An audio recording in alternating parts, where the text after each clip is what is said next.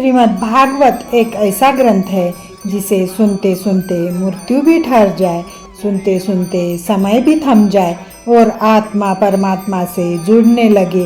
यही है श्रीमद् भागवत महापुराण गाथा, सनातन संस्कृति का वो रत्न जो केवल ग्रंथ नहीं, जीवित एक अनुभव है।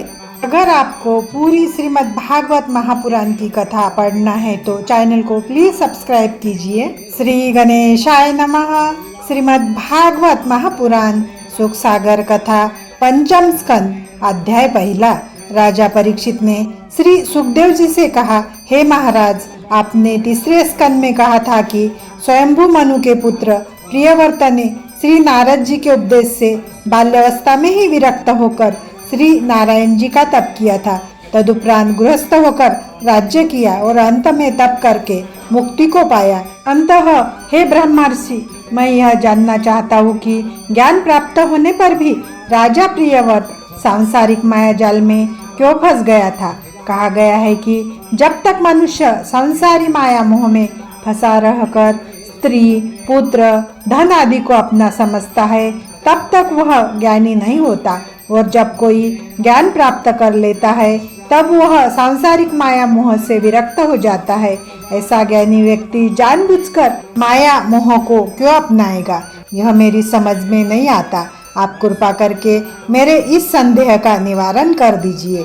राजा परीक्षित के मुख से ऐसे शब्द सुनकर श्री सुखदेव जी ने भगवान श्याम सुंदर के चरणों का ध्यान धरने के उपरांत इस प्रकार कहना आरंभ किया, हे परीक्षित, तुमने बहुत सुंदर बात पूछी है। अब मैं तुमसे वह वृत्तांत कहता हूँ। राजा प्रियव्रत के विषय में सर्वप्रथम तुम्हें यह जान लेना चाहिए कि वह ज्ञानी होने के कारण तथा अपने पूर्व जन्म के संस्कारों वश प्रत्यक्ष में तो राज्य कार्य करता था, परंतु वास्तव में वह उसमें लिप्त नहीं था। गृहस्थावस्था में रहते हुए भी वह उससे विरक्त था तथा राज्य, धन, स्त्री, पुत्र आदि के मोह में फंसा हुआ नहीं था। इसलिए राज सिंहासन छोड़ने के पश्चात वह पुनः श्री नारायण जी के तप एवं ध्यान में संलग्न हो गया। सर्वप्रथम राजा प्रियव्रत जब श्री नारद जी का उपदेश प्राप्त करके ज्ञानी हो गया तथा मंदराचल पर्वत पर जाकर तपस्या करने लगा था, उस समय राजा स्वयंभू मनु ने उसके पास जाकर यह कहा था कि हे पुत्र, तुम राज्य करके तथा विवाह कर संतानोत्पत्ति का कार्य करो। तब उसने इस प्रकार उत्तर दिया था कि हे पिता, विवाह करने तथा संतानोत्पत्ति होने से मनुष्य धन एवं परिवार के मोह में फंसकर नरक का दुख उठाता है।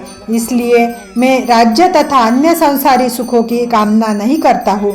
मुझे श्री नारायण जी का तप एवं ध्यान ही अच्छा लगता है। इस प्रकार जब प्रियव्रत ने राजा स्वयंभू मनु का कहना नहीं माना तब वे अत्यंत उदास हो गए। उसी समय पितामह ब्रह्मा जी हंस पर सवार हो सनकादिक ऋषियों एवं देवताओं के साथ उस स्थान पर जा पहुँचे। ब्रह्मा जी को देखकर राजा स्वयंभू मनु तथा प्रियव्रत ने साष्टांग दंडवत प्रणाम किया और सम्मान पूर्वक पवित्र आसन पर बैठाया। उस समय ब्रह्मा जी ने प्रियव्रत से कहा, हे प्रियव्रत, तू विवाह करना तथा राज सिंहासन पर बैठना क्यों नहीं चाहता है।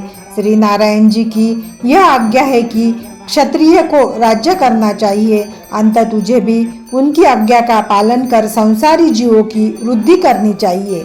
जिस प्रकार हम श्री नारायण जी की आज्ञा शिरोधार्य कर सृष्टि की उत्पत्ति करते हैं, उसी प्रकार तुझे भी उनकी आज्ञा मानकर राज्य करना चाहिए तथा विवाह करके क्षत्रिय वंश की वृद्धि करनी चाहिए।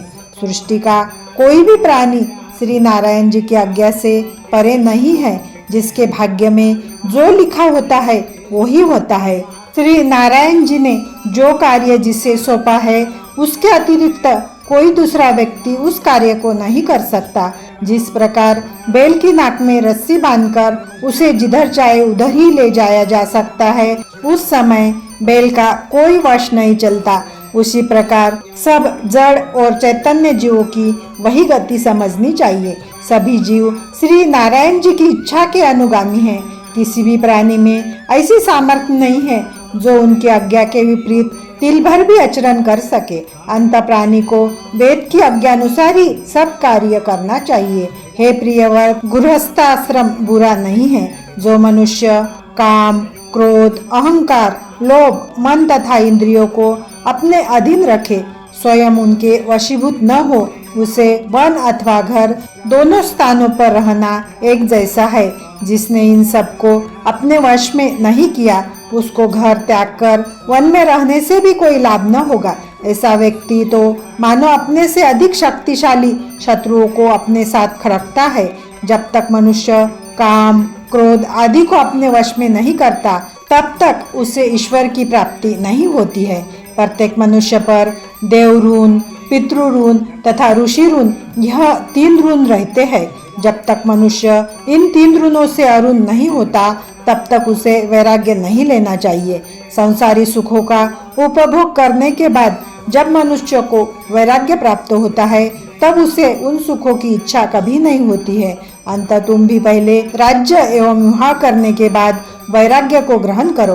ब्रह्मा जी द्वारा इस प्रकार समझाने पर जब प्रियव्रत ने राज्य तथा विवाह करना स्वीकार कर लिया, तब ब्रह्मा जी तथा राजा स्वयंभू मनु अत्यंत प्रसन्न होकर प्रियव्रत को महिष्मतिपुरी में ले आए और उसे राज तिलक करके सिंहासन पर बैठा दिया।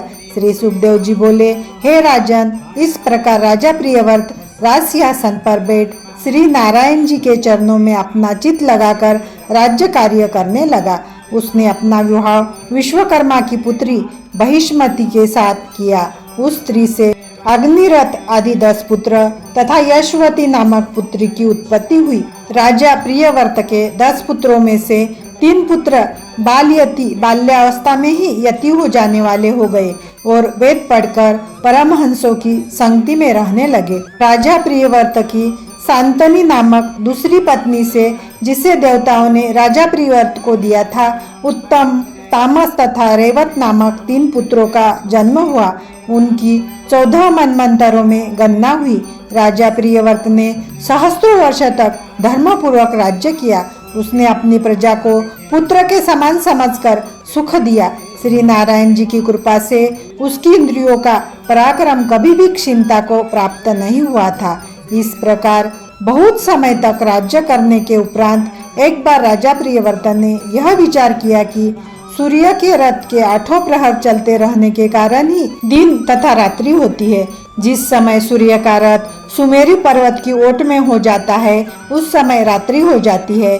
उस निशा काल में संध्या, पूजन, तर्पण, तप और दान आदि शुभ कर्मों में विघ्न पड़ता है तथा कुकर्म बढ़ जाते हैं। इसलिए हमारे राज्य में 8 प्रहर दिन के समान प्रकाश रहे, कभी रात्रि न हो तो अधिक अच्छा है। हे राजन, इस प्रकार विचार करके राजा प्रियव्रत ने सूर्य के समान प्रकाशवान एक पहिए का एक ऐसा रथ तैयार किया, जिसके प्रकाश से उसके राज्य में सदैव उजाला रहता था, कभी रात्रि नहीं होती थी। राजा प्रियव्रत ऐसा प्रतापी होने पर भी 8 प्रहर अपना ध्यान श्री नारायण जी के चरणों में लगाए रहता था। जब राजा प्रियव्रत ने उस रथ पर बैठकर 7 बार पृथ्वी की परिक्रमा की तथा एक छत्र राज्य किया, तब उस रथ के घूमने के कारण पृथ्वी पर 7 द्वीप तथा 7 समुद्र हो गए। पहले द्वीप का नाम जम्बू द्वीप हुआ, जो 1 लाख योजन की परिधि का है। भरतखंड आदि इसी द्वीप में है। इस द्वीप के चारों ओर खारे पानी का समुद्र है। दूसरे द्वीप का नाम पाकर द्वीप है, वह 2 लाख योजन की परिधि का है। उसके चारों ओर ईख के रस का समुद्र है। तीसरा शाल्मली द्वीप 4 लाख योजन के विस्तार का है, उसके चारों ओर मदिरा का समुद्र है। चौथा कुश द्वीप का विस्तार 8 लाख योजन है, उसके चारों ओर घी का समुद्र है। 5वें द्वीप का नाम कोच द्वीप है, वह 16 लाख योजन की परिधि का है, उसके चारों ओर दूध का समुद्र है। 6वां शाक द्वीप 32 लाख योजन के विस्तार का है, उसके चारों ओर मट्टे का समुद्र है।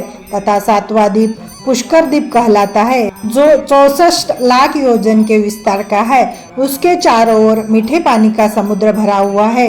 हे परीक्षित, राजा प्रियव्रत ने इन 7 द्वीपों में से एक एक द्वीप का राज्य अपने 7 पुत्रों को दे दिया। तत्पश्चात उसने अपनी पुत्री यशवती का विवाह शुक्राचार्य के साथ कर दिया, जिसके गर्भ से देवयानी नामक कन्या की उत्पत्ति हुई। इस प्रकार जब राजा प्रियव्रत ने अपने राज्य में रात्रि का होना बंद कर दिया, तब स्वयंभू मनु एवं ब्रह्मा जी ने उसे समझाया कि हे पुत्र, जो क्रम श्री नारायण जी की इच्छा से चलता है उसे किसी प्रकार मिटाने का प्रयत्न नहीं करना चाहिए।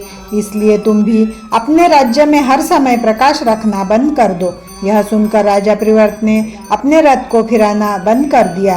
इति श्रीमद्भागवत महापुराण सुखसागर कथा पंचम स्कंद अध्याय पहला समाप्त।